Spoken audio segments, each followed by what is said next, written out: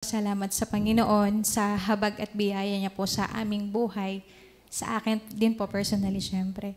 Nagpapasalamat po ako sa Panginoon, yung nanay ko po ay kasama ko na po dahil siya po ay nasa poder lagi kasi po ng ate ko tsaka ng kuya ko. So ngayon po, kasama ko na po siya. Kaya po mga nakaraang prayer fasting ay hindi po ako nakaka-attend.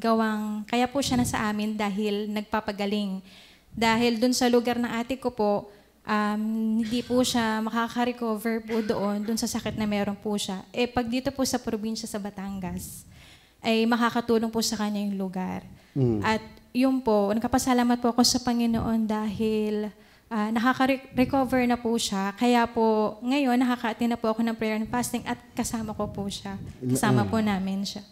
At sabi ko nga po nung una, tatry po namin, mag-alternate po kami. Baka hindi nga po niya kasi kayanin. Dahil bukod nga po sa sakit na meron po siya noon, ay siya po ay bulag, hindi rin po nakakakita. Gawa po ng glaucoma.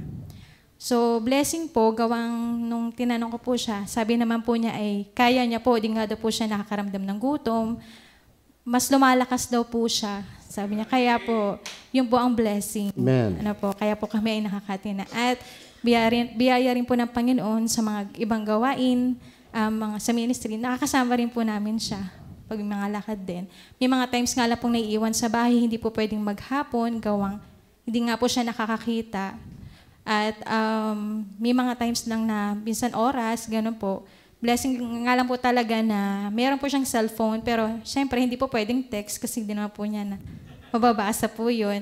Tawag po, nakaka-call po, ganun. At time to time, tinatawagan po namin siya. So yun po ang blessing gawang nakakasama na po namin siya. At prayer ko po na yun nga po, mas humaba pa po ang buhay niya. Yun po.